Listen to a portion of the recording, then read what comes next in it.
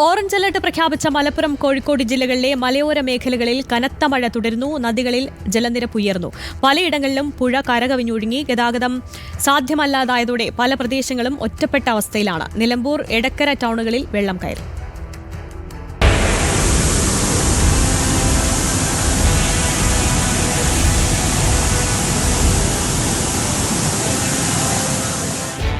കോഴിക്കോടിന്റെ മലയോര മേഖലയായ ചെമ്പുകടവ്, തുഷാരഗിരി, ആനക്കാംപൊയിൽ എന്നിവിടങ്ങളിലെല്ലാം ഇടവിട്ടിടവിട്ട് കനത്ത മഴ ഇപ്പോഴും തുടരുന്നുണ്ട്.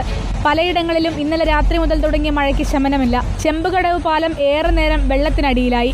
ഇതോടെ അടിവാരം, കൈതപ്പൊയിൽ പ്രദേശത്തേക്കും തിരിച്ചുമുള്ള യാത്രക്കാർ ഏറെ നേരം കുടുങ്ങിക്കിടന്നു. ഇപ്പോൾ വെള്ളം താഴ്ന്നിട്ടുണ്ട്. നിരവധി ആദിവാസി കുടുംബങ്ങളും അതുപോലെ സാധാരണ ജനങ്ങളും ഇപ്പോൾ ചെമ്പടവ് അക്കരെ പ്രദേശത്ത് ഒറ്റപ്പെട്ട് കഴിയുകയാണ്. അതുപോലെ നിരവധി സ്കൂളുകളിലേക്ക് പോകുന്ന വിദ്യാർത്ഥികളും ഈ പ്രദേശത്തുണ്ട്. ഇവരെല്ലാവരും ഗതാഗതം തടസ്സപ്പെട്ടതുകൊണ്ട് കുടുങ്ങി കഴിയുന്നു. പ്രദേശത്തെ ആദിവാസി മേഖലകൾ പലതും വെള്ളപ്പൊക്ക ഭീഷണിയിലാണ്.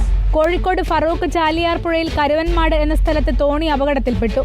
മണൽ ശേഖരിക്കുന്ന തോണി ശക്തമായ കാറ്റിൽ പെട്ടുപോവുകയായിരുന്നു. തോണിയിലുണ്ടായിരുന്ന 3 പേരെയും രക്ഷപ്പെടുത്തി. മലപ്പുറത്ത്, നിലമ്പൂരിലും മലയോര മേഖലകളിലും ശക്തമായ മഴ പെയ്യുന്നുണ്ട്.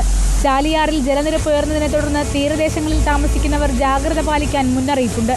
എടക്കര, നിലമ്പൂർ ടൗണുകളിൽ വെള്ളം കയറി. ജലനിരപ്പ് ഇനിയും ഉയർന്നാൽ കടകളിൽ വെള്ളം കയറാൻ സാധ്യതയുണ്ട്. റിപ്പോർട്ടർ, കോഴിക്കോട്.